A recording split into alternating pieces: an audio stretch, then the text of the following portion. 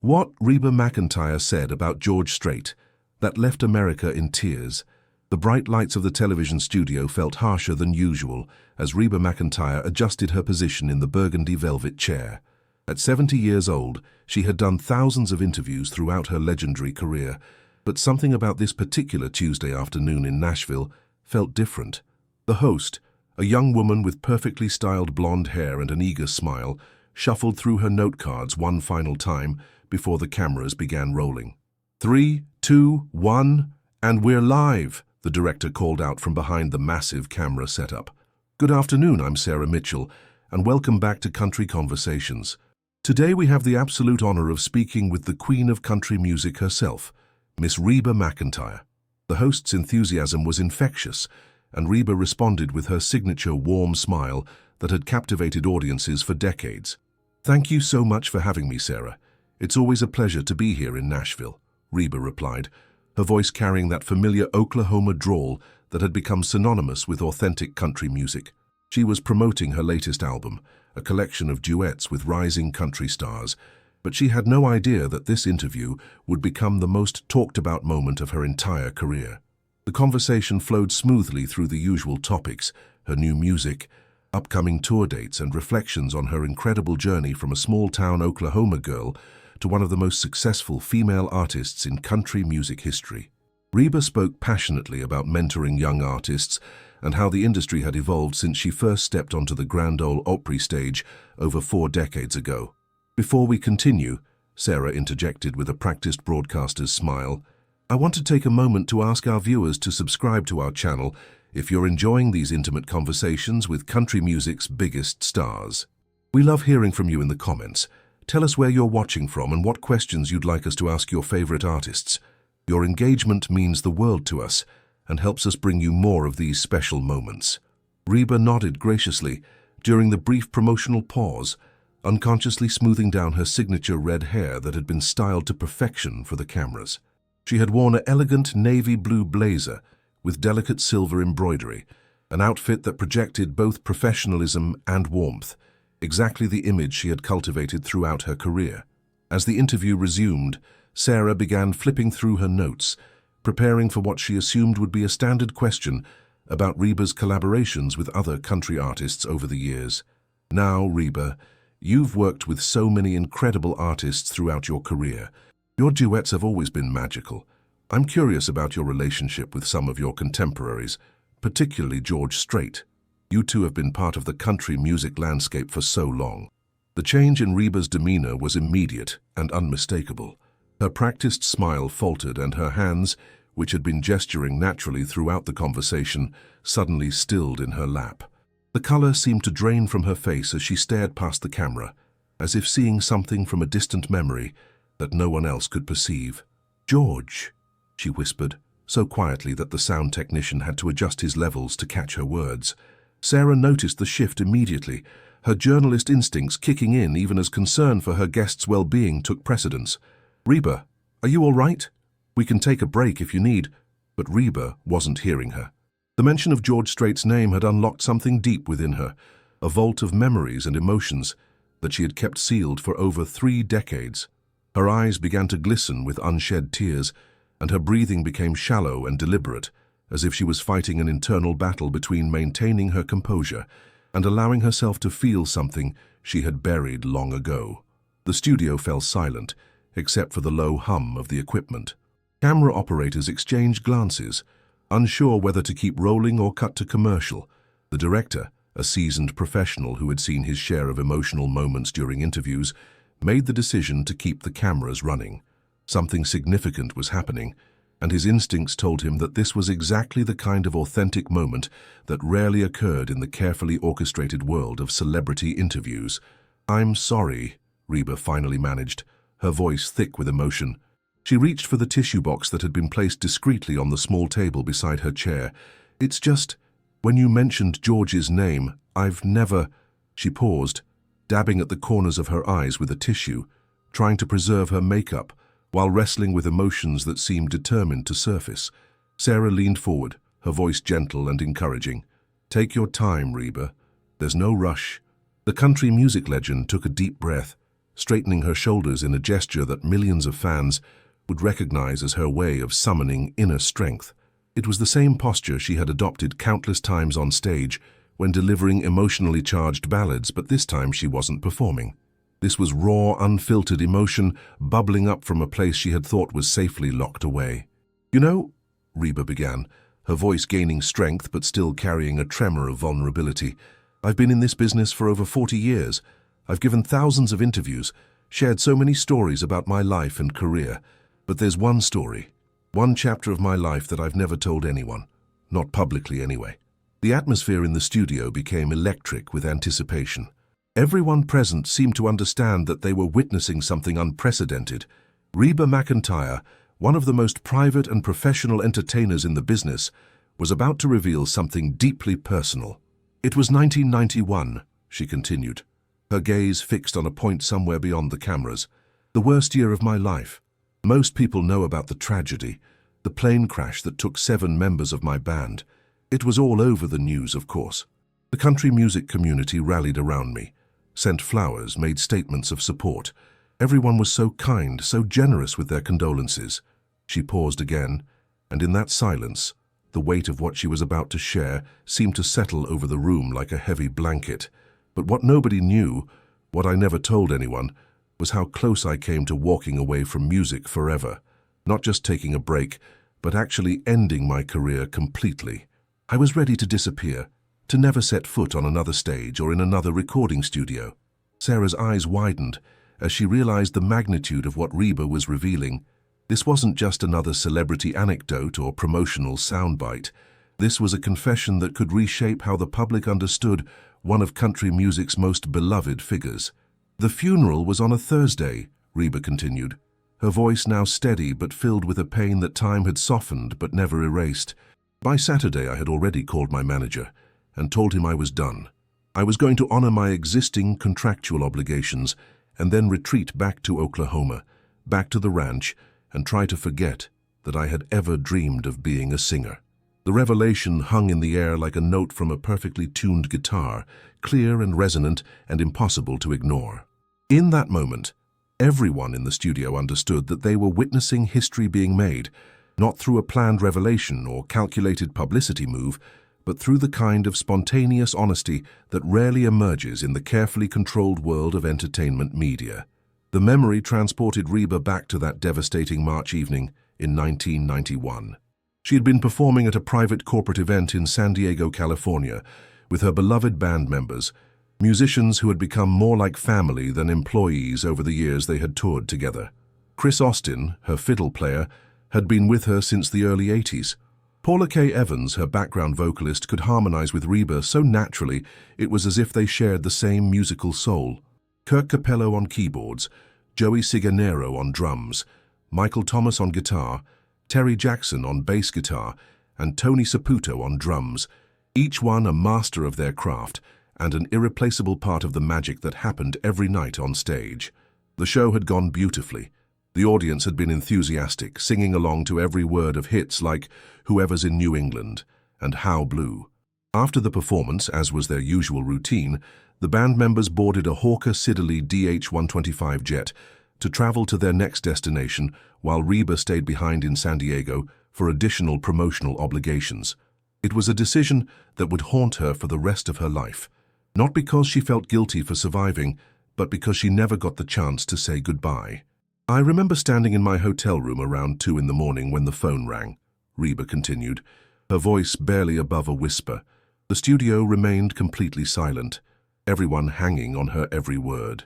"It was my manager, and the way he said my name, I knew immediately that something terrible had happened. The plane had crashed into Otay Mountain, just 10 miles east of the airport. There were no survivors." The raw pain in her voice was palpable, even after all these years. Sarah found herself fighting back tears, and several crew members had stopped pretending to work, completely absorbed in Reba's testimony.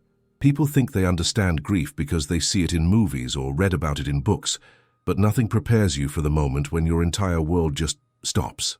I couldn't breathe, I couldn't think, I couldn't even cry at first. I just kept thinking this had to be some kind of mistake, that someone would call back and tell me it was all a horrible misunderstanding. Reba paused to compose herself, taking several deep breaths before continuing. The next few days were a blur of funeral arrangements, media interviews, and well-meaning people trying to console me. The entire country music community wrapped their arms around me. Dolly called, Loretta reached out, Garth sent flowers. Everyone was so kind, so supportive. But when the cameras stopped rolling and the reporters went home, I was left alone with this crushing weight of loss that I didn't know how to carry. She reached for another tissue, her hands trembling slightly. What people didn't see was how completely lost I became. I stopped eating. I couldn't sleep. I would sit in my music room for hours, staring at the piano, unable to even touch the keys. The thought of making music felt like a betrayal of their memory. How could I continue doing what I loved when they would never get that chance again? The studio lighting seemed to dim as Reba delved deeper into the darkest period of her life. I fired my entire management team. I told my record label I was done. I started making plans to sell my house in Nashville and move back to the ranch in Oklahoma permanently. In my mind, Reba McEntire, the entertainer, had died in that plane crash along with my band members. Sarah leaned forward, her professional demeanor giving way to genuine human compassion. What changed your mind? What brought you back? For the first time since she had begun this emotional revelation, a small smile crossed Reba's face. It was barely perceptible, but it carried with it the hint of a story that was about to unfold in ways no one in that studio could have anticipated. That's where George comes into this story, she said, and the way she spoke his name was filled with such profound gratitude that it was almost sacred. But to understand what he did, you have to understand just how far I had fallen. 3 weeks after the funeral, I was living like a ghost in my own home. I had disconnected the phone, stopped answering the door, and was basically waiting to disappear. The camera slowly zoomed in on Reba's face as she continued, capturing every nuance of emotion as she recounted this painful chapter. I had made my decision. I was going to fulfill my existing contractual obligations. I think I had about 6 more shows booked, and then I was going to announce my retirement from the music business. At 36 years old, I was ready to give up the dream that had defined my entire adult life. She looked directly into the camera now, speaking not just to Sarah, but to the millions of viewers who would eventually see this interview. People always ask me about my biggest regrets, and for the longest time, I thought my biggest regret was getting on that plane that night. But looking back now, I realize my biggest regret would have been walking away from music when so many people still needed to hear it. The emotion in the room was becoming overwhelming. Even the seasoned camera operators were visibly moved, and Sarah had given up trying to maintain her professional composure entirely, tears streaming down her face as she listened to this incredibly personal account. I remember the exact moment I made the decision to quit, Reba continued. It was a Sunday morning and I was supposed to be getting ready for church. Instead, I was sitting on my kitchen floor in my pajamas, crying so hard I couldn't catch my breath. I called my mother and told her I was coming home, that I couldn't do this anymore. She didn't try to talk me out of it. She just said she loved me and would have a room ready. The silence that followed was profound. In that pause, the weight of what might have been lost, not just to Reba personally, but to the millions of fans whose lives had been touched by her music over the subsequent decades, hung heavy in the air. That's when my phone rang, Reba said, her voice taking on a different quality now, one that suggested the tide of this story was about to turn. I almost didn't answer it because I had been avoiding calls for weeks, but something made me pick up, and when I heard that familiar Texas drawl on the other end saying, "Reba, darling, we need to talk," I knew my life was about to change again. She paused, allowing the anticipation to build. It was George Strait. But George and I weren't close friends at that point. We were friendly, of course. You can't be in this business without crossing paths regularly. But we moved in different circles. He was the king of country, already a legend, and I was still trying to prove myself. So when he called me that Sunday morning wanting to come over and talk, I was confused and honestly a little annoyed. I didn't want to see anyone, especially not someone who would probably try to give me advice about getting back out there. The revelation that George Strait had reached out during this critical moment sent a ripple of surprise through the studio. This was clearly not where anyone had expected this story to go, but George is persistent when he believes in something. He told me he was coming over whether I liked it or not, and that he had something important to say that couldn't wait. 20 minutes later, there he was on my front porch, holding his guitar case and wearing that determined expression that I would come to know so well over the years. Back in the television studio, Reba's eyes had taken on a distant quality, as if she was seeing that moment from 33 years ago playing out in front of her like a movie. The cameras continued to roll, capturing every micro-expression, as she prepared to reveal what had happened when George Strait appeared at her door during the darkest moment of her life. "I must have looked absolutely terrible when I opened that door," Reba continued with a self-deprecating laugh that didn't quite mask the underlying emotion. "I hadn't showered in days, my hair was a mess, and I was wearing the same pajamas I'd been in for probably 48 hours. But George just looked at me with these kind eyes and said, 'Darling, can I come in? We need to have ourselves a talk.'" She paused, shaking her head at the memory. "I was so embarrassed by how I looked and felt that I tried to tell him to come back another time. But he just smiled that George Strait smile and said, 'Reba, I've seen you at your best on stage, and I'm here to see you at your worst in your living room. That's what friends do.' The thing is, we weren't really friends yet. We were acquaintances, colleagues, but something in his voice made me step aside and let him in." The studio remained captivated as Reba described George entering her home, taking in the scene of her self-imposed isolation. "My house was a disaster. There were tissues everywhere, unopened sympathy cards stacked on every surface, and I had been living off crackers and water for days." He didn't comment on any of it. He just set his guitar case down by the couch and asked if he could make us some coffee. A genuine smile crossed Reba's face for the first time during the interview. Can you imagine? George Strait, one of the biggest stars in country music, rummaging through my kitchen cabinets looking for coffee filters. But that's exactly what he did. He made coffee, found some cookies that someone had brought over, and sat down across from me like we were old friends having a casual visit. Sarah leaned forward, completely absorbed in the story. "What did he say to you?" "At first he didn't say much of anything about the tragedy or my career," Reba replied. "He just talked. He told me stories about his early days in the music business, about times when he had doubted himself, about the pressure of living up to expectations. He talked about his family, about his love for ranch life, about anything and everything except the reason he was there." The memory seemed to energize Reba, and her voice grew stronger as she continued. "After about an hour of this, I finally asked him why he had come.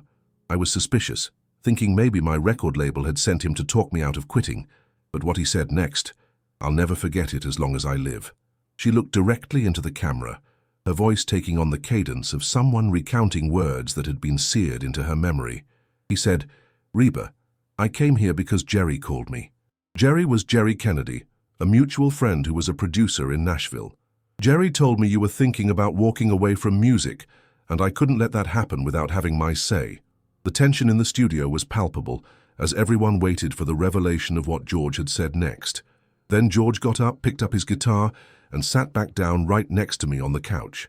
He looked me straight in the eyes and said, "I'm going to tell you something that I've never told anybody, and I need you to really hear me."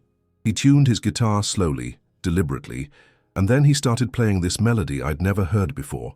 Reba's voice softened as she continued. It was the most beautiful, haunting melody, and as he played, he started talking. He told me about a time early in his career when he had been so discouraged that he had almost given up too. He said there had been a period when the rejections and setbacks had nearly broken his spirit, and he had seriously considered going back to Texas and forgetting about music altogether. The revelation that George Strait, the undisputed king of country music, had once faced his own moment of potential surrender, sent a visible shock through the room. "But then he told me something that changed everything," Reba continued. He said, "The difference between the people who make it and the people who don't isn't talent. Lord knows there are incredibly talented people who never get their shot. The difference is what you do when life knocks you down so hard you can't see straight. Do you stay down or do you find a way to get back up?" She paused, dabbing at her eyes again. Then he played that melody again and started singing these lyrics he said had come to him during his own dark period. It was about loss, about grief, about feeling like the world had ended, but also about the choice to keep going. He sang about how the people we lose don't really leave us if we honor them by continuing to pursue what they loved about us. The emotion in Reba's voice was building again, and it was clear that this memory was as powerful now as it had been over 3 decades ago.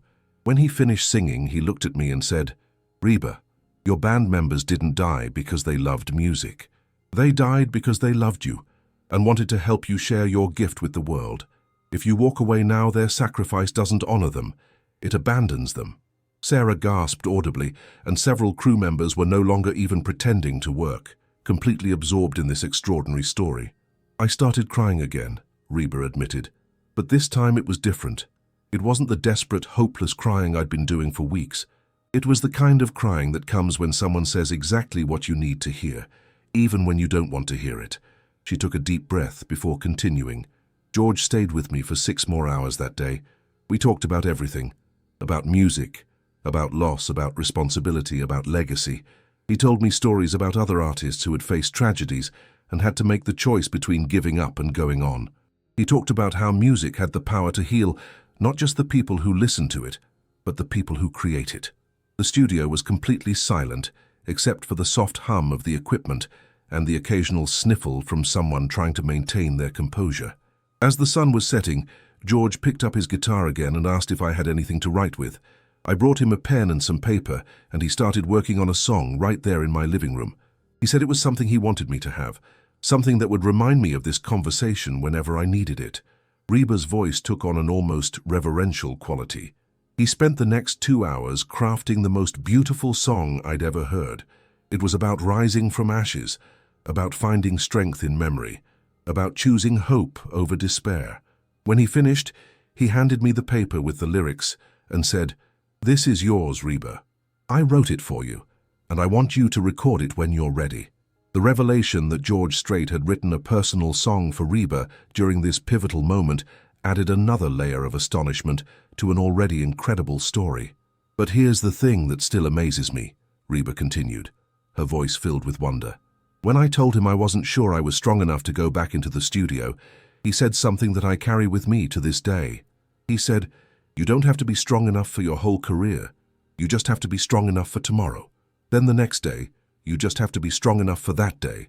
That's how you rebuild a life, one day at a time." The studio lights seemed to dim as Reba prepared to share the most difficult part of her story. Her hands, which had been relatively still during the previous revelations, began to fidget with the tissue in her lap as she gathered the courage to continue. "George left that evening, but not before making me promise him something," she said, her voice carrying the weight of a commitment that had shaped the rest of her career. "He made me promise that I would give myself 30 days before making any final decisions about my career. Just 30 days. He said if after 30 days I still wanted to walk away, he would support my decision and never bring it up again." Sarah nodded encouragingly, sensing that this part of the story would reveal the true depth of George's intervention in Reba's life. "What I didn't know," Reba continued, "was that George had no intention of leaving me alone during those 30 days. The very next morning at exactly 9 o'clock, my doorbell rang. When I opened it, there he was again, this time carrying 2 cups of coffee from the little cafe down the street and a bag of fresh pastries. A small smile played at the corners of Reba's mouth as she recalled the memory. He said, "Good morning, sunshine. Day 1 of 30. What are we going to do today?" I was so surprised, I just stood there staring at him. He walked right past me into the house and said, "I figure if you're going to make the biggest decision of your life in 30 days, you might as well not make it alone." The revelation that George had committed to spending 30 consecutive days helping Reba through her crisis sent another wave of amazement through the studio audience. "He showed up every single day," Reba emphasized, her voice filled with wonder even after all these years. "Sometimes he would stay for an hour, sometimes for the whole day. He never asked me to do anything I wasn't ready for. Some days we just sat in silence. Other days we would take walks around my neighborhood, and he would tell me stories about his family or his experiences in the music business." She paused, looking directly at Sarah with an expression of profound gratitude. On day 5, he brought his guitar again and asked if I wanted to hear some songs he was working on. I wasn't ready to make music yet, but I was ready to listen. He played for hours that day, and slowly I remembered why I had fallen in love with country music in the first place. The emotion in Reba's voice was building again as she described the gradual process of healing that George had facilitated. On day 10, he asked if I would mind if he played the piano in my music room. I hadn't been in that room since the accident, but I followed him in there and watched as he gently uncovered the keys and started playing this soft, simple melody. It was the first time I had heard music in my own home since the tragedy. The cameras captured every nuance of Reba's expression as she continued. Day 15 was the breakthrough. George was playing guitar in my living room when he stopped mid-song and looked at me. He said, "Reba, I know you're not ready to sing yet, but would you mind humming along? Just humming." It seemed like such a small thing, but it was the first sound I had made that resembled music since the accident. Sarah was visibly moved, tears streaming down her face as she listened to this incredible account of friendship and perseverance. By day 20, George started bringing sheet music with him. Not my songs, but classic country standards that we both knew by heart. He would play and sing, and gradually, I started humming along, then quietly singing harmony. It was like learning to walk again after a devastating injury. Reba's voice gained strength as she described the momentum that began to build. Day 25 was when George brought up the studio. He didn't push, just mentioned that he had been talking to some producers about a project he was working on and wondered if I might want to visit a studio just to see how it felt. No pressure to record anything, just to be in that environment again. The pivotal nature of this moment was clear as Reba continued. I said yes, and the next day we drove to Ocean Way Studios in Nashville. George had arranged for us to have the place completely to ourselves. When we walked into Studio A, I immediately started crying. All those memories of recording sessions with my band came flooding back. She took a deep breath before continuing. But George just sat down at the piano and started playing that song he had written for me that first night. As he played, he started talking about how music is never really lost. It just waits for us to be ready to find it again. He said my band members were probably wondering why I was taking so long to get back to what I was born to do. The studio remained completely silent as Reba described this crucial turning point in her recovery. That's when I walked over to the microphone for the first time in almost a month. I didn't sing George's song. I wasn't ready for that yet. But I started singing Amazing Grace, just quietly, just for me. George stopped playing and let me sing alone, and when I finished, he said, "There she is. There's the voice that the world needs to hear." The emotion in the room was overwhelming as Reba continued her story. The next day was day 27, and George showed up with Tony Brown, one of Nashville's most respected producers. He said they had been talking about an album concept, songs about loss, healing, and hope. Songs that could help other people who were going through their own dark times. Reba's voice took on a note of revelation. That's when I learned that George had been planning this all along.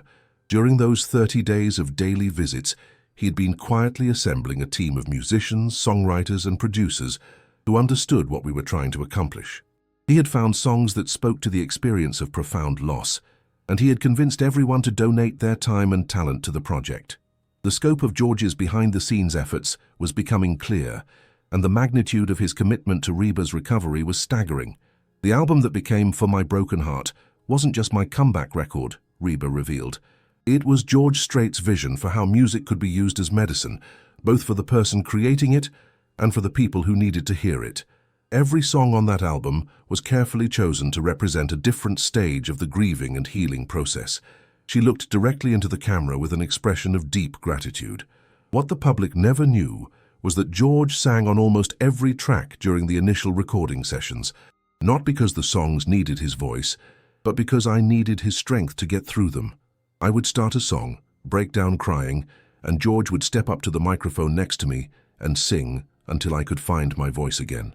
The revelation that George Strait had provided vocal support during the recording of one of country music's most beloved albums added yet another layer to this extraordinary story. After we finished each song, George would ask the engineers to remove his voice from the final mix. He said the world needed to hear my voice telling this story, not his. He was there purely to help me find the courage to sing again. As Reba finished describing the recording process, the weight of George's sacrifice and dedication was evident to everyone in the studio. The television studio had become a sanctuary of shared emotion as Reba prepared to reveal the final chapter of her extraordinary story. The crew, the host, and everyone present seemed to understand that they were witnessing something that would resonate far beyond the confines of this single interview. The album was released 8 months later and became the biggest success of my career up to that point, Reba continued, her voice now steady with the confidence that comes from having survived the worst and emerged stronger. What nobody knew was that the success of For My Broken Heart wasn't just mine. It belonged to George, too. Every award, every milestone, every life that album touched existed because one man refused to let me give up on myself. She paused, looking directly into the camera with an intensity that seemed to reach through the screen. But George's support didn't end when the album was finished. That was just the beginning of a 33-year friendship that has sustained me through every challenge I've faced since. Sarah leaned forward, sensing that the most remarkable revelations were still to come. Can you tell us about that ongoing support? A smile of pure wonder crossed Reba's face. For over 3 decades, George Strait has been my silent guardian angel. Before every major tour, I would find a handwritten note in my dressing room. Before album releases, during my divorce, when I was diagnosed with health issues that I kept private from the public, somehow George always knew when I needed encouragement. The scope of this decades-long support system was beginning to dawn on everyone in the studio. The notes were never long, Reba explained. Sometimes just a Bible verse, sometimes a line from a song, sometimes just thinking of you today, Reba. You've got this. But they always arrived at exactly the moment when I was doubting myself or facing something that felt impossible to overcome. She reached into her purse and pulled out a small, worn piece of paper. This is one I've carried with me for 15 years. I found it in my dressing room the night I was inducted into the Country Music Hall of Fame. It says, Reba, they're not just honoring your voice tonight. They're honoring your heart, your courage, and your refusal to let tragedy define you. Chris, Paula, Kirk, Joey, Michael, Terry, and Tony would be so proud. So am I. George.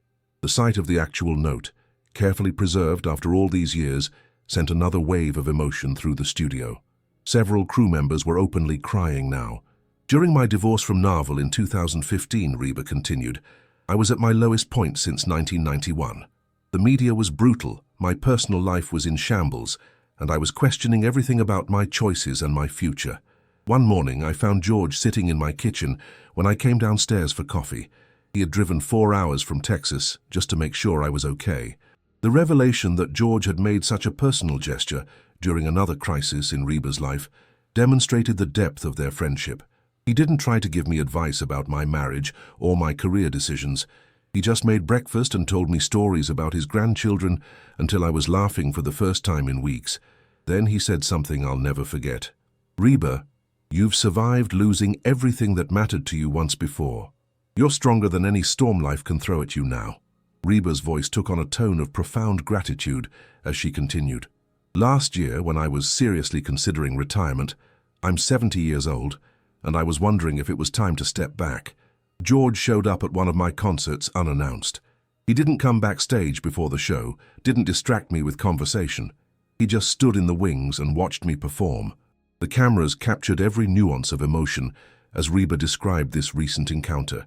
After the show, when the audience had gone home and the crew was packing up, George walked onto the stage where I was sitting alone, thinking about whether this might be one of my last performances.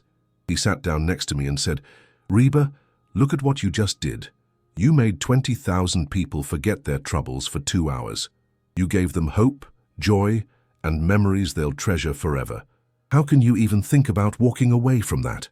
The power of George's words was evident in the way Reba's entire demeanor changed as she recounted them. Then he told me something that brought everything full circle. He said, do you remember what I told you 33 years ago about taking it one day at a time? Well, darling, you've had 12,045 days since then, and you've chosen hope and music and service to others, every single one of them. Don't stop now when the world needs your voice more than ever. The mathematical precision of George's count, 12,045 days, demonstrated just how closely he had been following Reba's journey all these years. That's when I realized that this interview, this moment right now, isn't just about me telling a story, Reba said, her voice rising with conviction. It's about honoring the most generous, selfless friendship I've ever experienced. George Strait saved my life and my career, and he's never asked for anything in return. He's never sought credit, never told anyone what he did, never used our friendship for his own benefit. The studio fell completely silent as Reba prepared to deliver what everyone sensed would be the climactic revelation of her story. 3 days ago, I called George and told him I was going to share this story publicly for the first time. Do you know what he said? She paused, tears flowing freely now. He said, Reba, if telling this story helps even one person understand that they can survive the worst thing that ever happens to them, then it's worth telling. Just make sure people know that what I did wasn't special. It's what we're all supposed to do for each other. The humility of George's response, even when faced with having his decades of secret kindness revealed to the world, perfectly captured the character that Reba had been describing throughout her story. That's who George Strait really is, Reba concluded, her voice filled with emotion but also with the strength that had carried her through more than 3 decades since her darkest hour. He's not just the king of country music. He's a man who understands that true strength isn't about being invincible. It's about helping others find their own strength when they can't see it themselves. She looked directly into the camera one final time. I'm 70 years old and I've learned that the most important thing in life isn't the applause or the awards or the recognition. It's having someone who believes in you when you can't believe in yourself, and being that person for someone else when they need it most. George Strait was that person for me, and because of his friendship I've been able to be that person for others. The interview concluded with Reba's final words. If you're watching this and you're going through the worst time of your life, please remember that you're stronger than you know. And if you know someone who's struggling, don't wait for them to ask for help. Sometimes the most powerful thing you can do is simply show up with coffee and stay until they remember how to smile again. As the cameras stopped rolling, the entire studio erupted in applause, not for the entertainment value of what they had witnessed, but for the profound human truth that had been shared. Within hours, the interview would be seen by millions, inspiring countless acts of kindness, and reminding a hurting world that healing is possible when we refuse to face our darkest moments alone. The hashtag #ThankYouGeorge began trending within minutes of the broadcast, and the story of 2 country music legends, one who fell and one who helped her rise, became a beacon of hope for anyone who had ever thought their story was over.